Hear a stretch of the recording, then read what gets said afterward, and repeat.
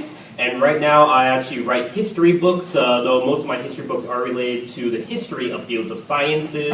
Currently I'm writing a book on conventions. I just published a history book through History Press on the military academies last year, where I talk about the psychology behind hierarchies and levels within the military and how leadership traits trickle down.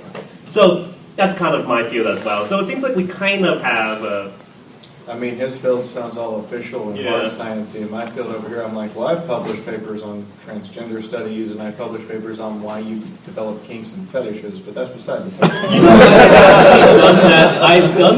I've done that panel at FurryCons because I'll admit I like the transformation kink within the furry community. Where I guess anyone who watched American Werewolf in London or saw Animorphs probably there's some field of people who like the idea of turning to animals. I'm like, what's the idea behind this? I looked out the research papers, and the furthest it goes is it's a subsection of one sexual fetish. And it's like, well, that's not really it, because there's a lot of strangely asexual people who like it. I consider myself asexual, and there's a lot of reasons for that. So I actually started doing a panel at cons called The Psychology of Transformation, and that's kind of weird because we go into Brave and Closer and Beauty and the Beast too.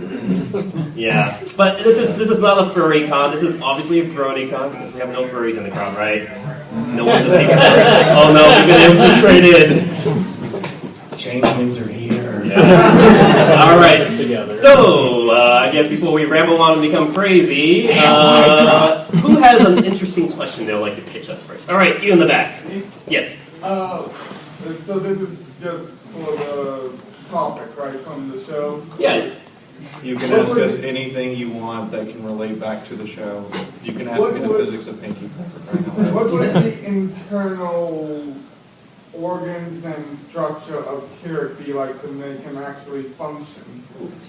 Like, would his heart still be in the torso, upper torso, or in the horse torso? Okay, so this is where my, I guess, evolutionary biology side comes in, and actually that's one thing we have to play with. How would, like, a dragon or a centaur naturally evolve within biology? Because it technically cannot. These chimeric creatures would not be able to evolve because if you notice, the 6 limbs are not something that are found in most vertebrate creatures. It's a really odd thing. So things like, I think, extra limbs or wings would have to be vestigial organs from something that was completely different. And my thing is, if you actually look on how snakes and whales separately evolved, they still have remains of their previous limb structures, but then also evolved new ones. In the case of snakes, they completely weaned out their legs, but you can still see some of their bone structures there. On the case of whales, obviously they evolved more fins, but then the fins kind of did something else. They also had, some whales have dorsal fins, which is, if you think about it, kind of like a new limb. So Tyrek. The problem with something like him is he's too big. His heart will need to pump all that. His heart would have to be like where we would think his stomach would be. Yeah, and I would, because there's some organisms, smaller organisms, that when they get too big, like there's some theories that some dinosaurs, because they're so big, they actually have 2 hearts and 2 brains to moderate their whole body. That's why if you saw, like, if you watch Pokemon, you saw a giraffe Pokemon in the new game, there's the head on the tail. There's a theory that... Another example of that, if you saw the Pacific Rim movies, where all the creatures have 2 brains, they have 2 hearts, they have 2 stomachs. That's because they're so massive that they need that. They need to coordinate, or else it'll take like almost 2 seconds from a signal being sent from the brain of a brontosaurus all the way to the tail. So that's why they need 2 to mediate. So for Tyrek, I would say he will need 2 hearts, or at least a very, very big heart, closer to his stomach area, because that's where most of the blood would be pumping, would be his legs. And then his brain would have to be very, very massive to also control that, which I guess makes sense, because he was able to kind of outwit Discord. Well, he could have a large brain in his head, and then he could have little nervous substations down his spine, similar to a human, except for much, much more developed. Yeah. So people don't know our spinal cords.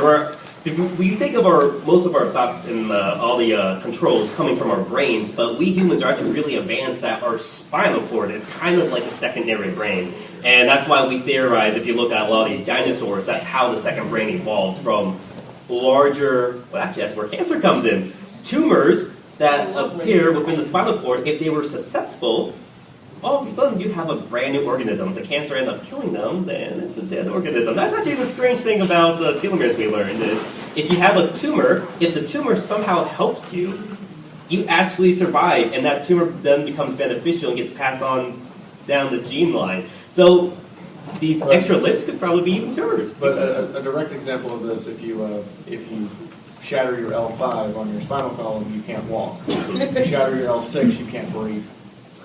And then, I guess, from my time studying embryology, you can actually control, so this is not something that will happen naturally, but you can control the beta signals and other signals. So, for example, how does one single cell, when the sperm touches the egg, how does that one cell know how to divide itself into all these different limbs and bodies? That's because there are signaling pathways within that one cell that tells each place to divide. So, for example, we have played around with chick and axolotl DNA, where if we could move the signaling pathways from one part of the small cell to the other, then we could actually move where the limbs would be and where the tail would be. So in that case, I think T-Rex would be an artificial construct. Maybe someone was moving the signaling pathways of where all his limbs would be to eventually wind up where he is now. Hey, TJ. Pirate Dash. He's very bad at Of course, he would totally come up here, take a picture, and then suck his cider. Yeah. All right. Hopefully that answered a question about rambling. Who has another question? Is anthropology a science of yours? Can you answer to an anthropological question? Natural. Anthropological. Okay. Yeah. What do you think the kirin the natural evolution of ponies, or is it interspecies mating? Ooh. The funny thing is, when I started in the fandom back in 2010, my original OC was a kirin, or I guess that's a Japanese term, the Chinese term scaling. But no one knew what that was. Like, what's this, a weird deer dragon pony? So I was made fun of it. I had to get a new OC. And now that Kirins are back, everyone's like, hey, I'm having a Kirin OC. I'm like, I was the first to have it, but whatever. From an anthropological standpoint, we see a lot of creatures that are very similar. Hippogriffs, Kirins. I've gone over this a little bit in a different panel, but what ends up happening is based upon your environment is how your evolution takes place over thousands of years. So they haven't had contact with the Kirin since before Luna went away. Matter of fact, even Luna and Celestia never knew what a Kirin really was. So that tells me that it's been very close to 2,000 or 3,000 years since they've seen each other, and considering the pony generation is anywhere from 20 to... I don't know when unicorns die at this point because I haven't found a natural old one. The point being that they would evolve based on their environment. So the Kirin climb mountains. That's why they have the extra cloven hooves is to climb a mountain similar to a billy goat. And another example of this is the hippogriff has that developed beak to fish out from the sea, whereas a Pegasus doesn't have that. So, yes, the Kirin would have to have been separated for a very long time, and they just went on a different evolutionary track. We see this in our own nature with Galapagos Islands and the finches. Every single finch has a different subcategory of how it feeds, how it operates, and because of that, all of their beaks are shaped radically different. Yeah. Or even within a short time period, too. For example, dingoes in Australia were originally imported from the first settlers as domesticated dogs, but then they ran wild and rabid, and then eventually had their own separate branch of species. Like, even though dingoes are still categorized as dogs in most taxonomical models, they could still interbreed with them, intermingle, but they are very, very different if you actually put them up close. Even selective breeding that we do with dogs. If you look at a poodle and a Saint Bernard, very, very different looking creatures, built for two completely different environments. One is a ornamental black dog, and the other is supposed to save lives in the mountains. And I think that would be the closest equivalent to the Kirin in your case. Yeah, and in that case, to give you another example, a Siberian Husky and a German Shepherd are almost identical in look and shape, but they operate on completely different wavelengths. A Siberian Husky is super hyper and needs a ton of exercise. A German Shepherd isn't nearly as hyper, it just needs exercise. And the discipline level between the two dog breeds is drastically different from just years of breeding that way, whereas a Siberian Husky takes months to train. A German Shepherd on average takes 1 month to house train. That was good. You guys, science fun, isn't it? And to emphasize this, we've only been breeding Siberian Huskies for like snow sleds and traveling for like 300 years. Yeah. That's how actually pugs came about, because they were actually slave dogs for the empresses of China. That was only like 1,000 years of just trying to breed a dog to fit in the sleeve. That's why they're actually very unhealthy, because their faces are unnaturally squished in. Hard time breathing. I worked in some vet areas too, so that's not really fun to deal with them. All right, who has another question? You want to pick one? Let's go with the final shirt. I'm sorry if this is a tad vague, but Sure. how the heck does magic work? Ooh. Isn't there an entire panel on that? There's an entire panel on Yeah. that. There's like an hour and 20-minute video I did on that. Magic is complicated and insane and took me 904 hours of my life to put together. Yeah. I only know that amount because Premiere Pro tells me how long the program's been open for a specific project. So I look down and go, really, this has been open that long? I don't know that I was working on it that long, because a couple times I went to sleep at my desk. Well, actually, I also did a panel on the topic. It's called Transformative Art. I've done it at a few PonyCons, so if you guys want to Google it, I think BronyCon has recorded a copy. But I actually look at it from modern quantum mechanics, because actually I'm writing a pony comic about that subject, that magic actually does indeed exist in the human, a pony comes to the human world, and magic does indeed exist. It's just that our definition of magic is vastly different from theirs. Our definition of magic would be more closer to maybe quantum entanglement. So, here's a good example. Who here has read any works by Alan Moore or Grant Morrison? So, Watchmen or The Invisibles? All right. So, in Watchmen, you have Dr. Manhattan, and in Grant Morrison's works, he likes to ape off the Dr. Manhattan construct. But in Grant Morrison's case, there's the idea of quantum entanglement, that you could phase from one universe to another based on sigils. And his definition of sigil, well, if you look at magic, sigils are symbols that are supposed to be manipulated to achieve a spell or on a collective group of people. If you actually break that definition of sigil down, a comic book or a television show is essentially a sigil, because if you look at the definition of magic, magic translates to as the art. In every single culture, from China to the Eskimos to the Native Americans to Africa, the word for magic is always the art.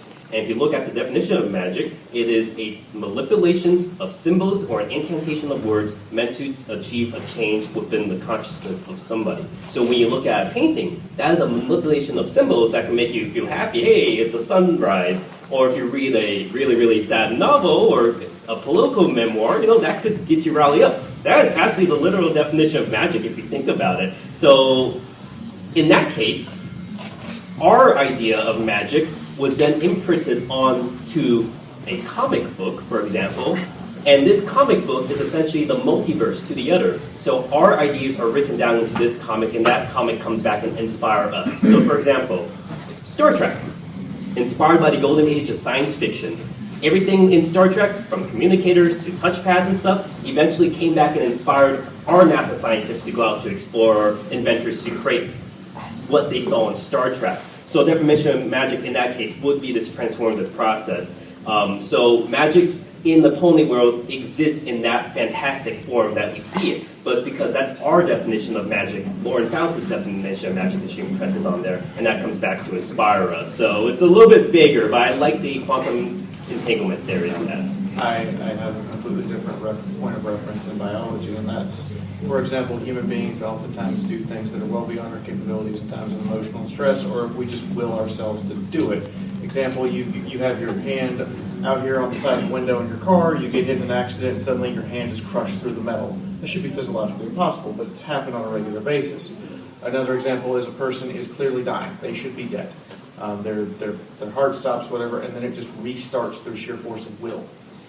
And this example, the horn of a unicorn or the horn of an alicorn, is using that force of will as a focus point in order to extend that will beyond their own body, which allows them to manipulate the world around them without directly having to interact with it. Yeah, I think you're right, because there are cases of mothers who, like for example, their child was crushed by a car, and a mother could just go lift the car up and grab the child, superhuman strength, this rush of adrenaline at that split moment, the flight or fight response. How could you all of a sudden outrun a vicious attacking dog or decide to go and punch the alligator in the nose, which has happened, and it stopped an alligator.